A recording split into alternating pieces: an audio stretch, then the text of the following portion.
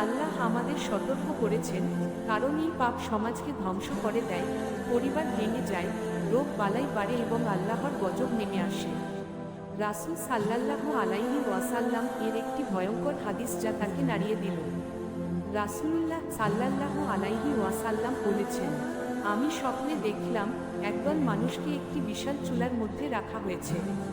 নিচ থেকে আগুনের শিখা উঠছে। যখন আগুনের তীব্রতা বাড়ে, তারা তীব্র চিৎকার করে ওঠে। আমি জিবরাইল আকে জিজ্ঞাসা করলাম, ওরা কারা? তিনি বললেন, এরা হলো ব্যভিচারীরা, যারা জীবনে জিনা করেছিল। সহিহ বুখারী ৭,০৪৭। এই হাদিস শুনে সে ভয়ে কেঁপে ওঠে।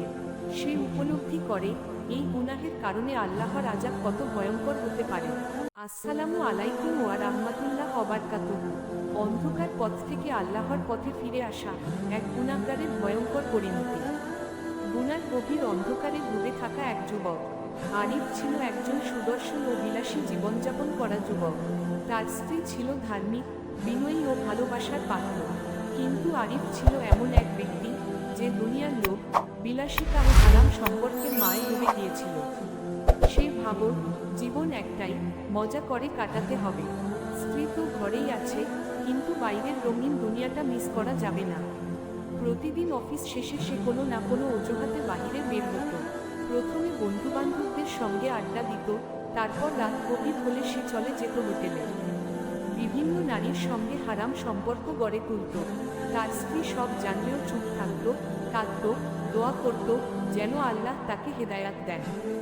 একদিন এক বন্ধুর মাধ্যমে সে এক দুশ্চরিত্রা নারীর সাথে পরিচিত হয়, যে অর্থের বিনিময়ে পুরুষদের সঙ্গে হারাম সম্পর্ক গড়ে তোলে। ধীরে ধীরে সে আরও গভীর পাপে জড়িয়ে পড়ে। প্রতিদিন রাতের অন্ধকারে সে হারাম সম্পর্কে লিপ্ত হতো। ভয়ঙ্কর আযাবের স্বপ্ন ও তাওবার শুরু। এক রাতে আরিফ গভীর ঘুমে ছিল। হঠাৎ সে একটি ভয়ঙ্কর স্বপ্ন দেখে। সে দেখতে পায় সে এক অন্ধকার কবরের মধ্যে পড়ে আছে। তার হাত পা বাঁধা, আর তার চারপাশে আগুনের শিখা জ্বলছে। হঠাৎ সে দেখতে পেল কয়েকজন ফেরেশতা তাকে ধরে কবরের গহ্বরে নিয়ে যাচ্ছে। আগুনের শিখা বাড়ছে, আর গরম লোহার শিক দিয়ে তাকে আঘাত করা হচ্ছে। সে চিৎকার করে বলতে থাকে, আমাকে ছেড়ে দাও, আমাকে মাফ করে দাও। কিন্তু কেউ তার আর্তনাদ শুনছিল না। তখন এক গম্ভীর কণ্ঠ শুনতে পেল, এটাই তাদের পরিণতি, যারা আল্লাহর নিষিদ্ধ কাজ করে, যারা জিনা করে, যারা হারাম সম্পর্ক গড়ে তোলে। আজ তোমার তওবার দরজা বন্ধ। আচমকা ঘুম ভেঙে গেল। সে শ্বাস নিতে পারছিল না, শরীর ঘামে ভিজে গিয়েছিল। সে অনুভব করল আল্লাহ তাকে সতর্ক করেছেন। জিনা, ব্যভিচার সম্পর্কে কঠোর নিষেধাজ্ঞা।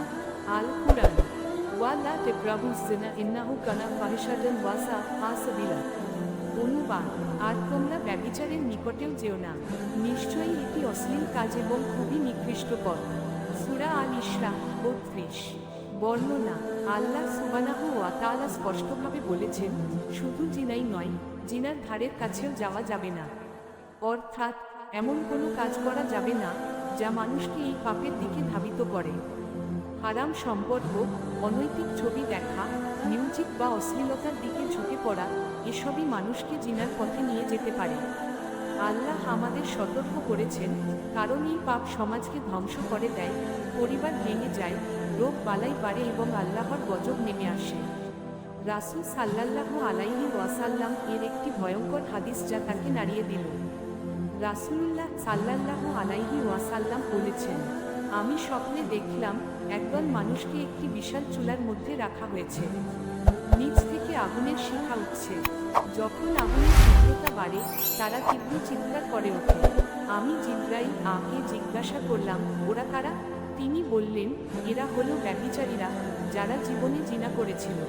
সহিহ বুখারী ৭,০৪৭। এই হাদিস শুনে সে ভয়ে কেঁপে ওঠে।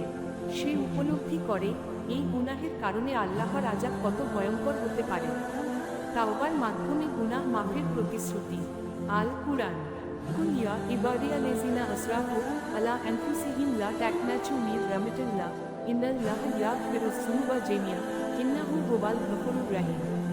অনুবাদ, হে আমার বান্দারা, তোমরা যারা নিজেদের উপর জুলুম করেছ, তোমরা আল্লাহর রহমত থেকে নিরাশ হও না। নিশ্চয়ই আল্লাহ সমস্ত গুনাহ ক্ষমা করেন। নিশ্চয়ই তিনি মহা ক্ষমাশীল, পরম দয়ালু।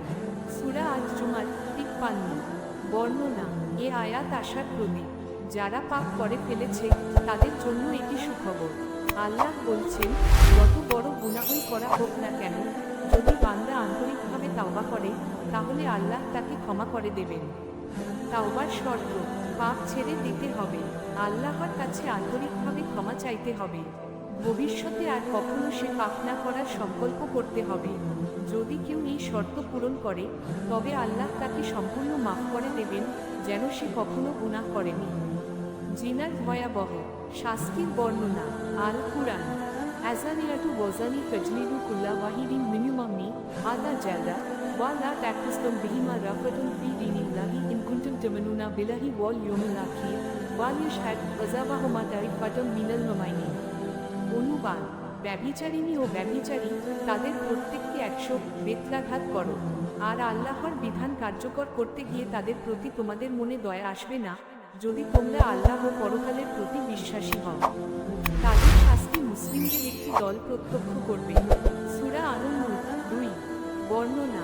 যারা ব্যভিচার করে আল্লাহ তাদের জন্য কঠিন শাস্তি নির্ধারণ করেছেন। শরিয়াহ অনুযায়ী যদি কোনো অবিবাহিত ব্যক্তি জিনা করে তবে তাকে প্রকাশ্যে 100 বেত্রাঘাত করা হবে। আর যদি কোনো বিবাহিত ব্যক্তি জিনা করে তাহলে ইসলামী আইনে পাথর মেরে মৃত্যুদণ্ড দেওয়া হয়। এই কঠিন শাস্তি সমাজ থেকে অশ্লীলতা ও অনৈতিকতাকে দূর করে এবং মানুষকে আল্লাহর ভয় ধরিয়ে দেয়। জিনার কারণে কবরের শাস্তি। হাদিস। রাসূলুল্লাহ সাল্লাল্লাহু আলাইহি ওয়াসাল্লাম বলেছেন, আমি স্বপ্নে দেখলাম একদল মানুষকে বিশাল এক চুলার মধ্যে রাখা হয়েছে। যখন আগুন জ্বলতে থাকে তখন তারা তীব্র চিৎকার করে ওঠে। আমি জিবরাইল আলাইহিস সালামকে জিজ্ঞাসা করলাম, এরা কারা? তিনি বললেন, এরা হলো ব্যভিচারীরা যারা জীবনে জিনা করেছিল। সহিহ বুখারী ৭০৪৭। বর্ণনা। যারা জিনা করে তাদের কবরেও আযাব হবে, তাদের আগুনের মধ্যে রাখা হবে এবং দুনিয়াতে করা পাপের কারণে কঠিন শাস্তি ভোগ করতে হবে। আল্লাহ চাচ্ছেন মানুষ যেন এই ভয়াবহ পরিণতি থেকে রক্ষা পায়, তাই তিনি আমাদের সতর্ক করেছেন। তাওবার মাধ্যমে জান্নাতের সুসংবাদ। আল কুরআন। উচ্চারণ।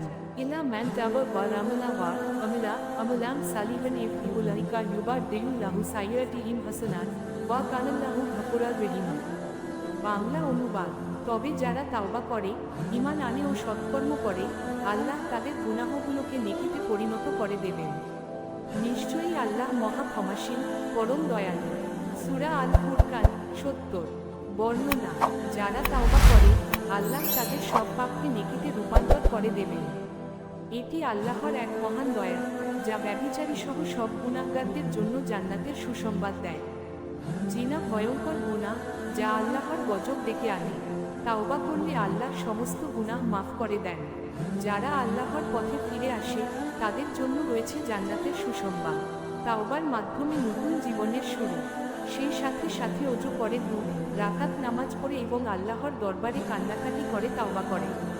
হে আমার বান্দারা, তোমরা যারা নিজেদের উপর জুলুম করেছ, তোমরা আল্লাহর রহমত থেকে নিরাশ হও না। নিশ্চয়ই আল্লাহ সমস্ত গুনাহ ক্ষমা করে দেন। সূরা আজ-জুমার 53। এই আয়াত তার মনে আশা জাগিয়ে তোলে। সেই সিদ্ধান্ত নেয় আর কখনো সে হারাম পথে যাবে না। জিনার ভয়াবহ পরিণতি কুরআন ও হাদিসের আলোকে। যারা ব্যভিচার করে কিয়ামতের দিন তারা ভয়ঙ্কর আযাবে পড়বে। আল্লাহ তাদের লাঞ্ছিত করবে। সূরা আন-নূর 19। রাসূল বলেছেন, যখন কোনো জাতির মধ্যে জিনা ছড়িয়ে পড়ে তখন আল্লাহ তাদের উপর মহামারী ও দুর্ভিক্ষ চাপিয়ে দেন। ইবনে মাজাহ 4019। তাওবার ফজিলত ও পুরস্কার।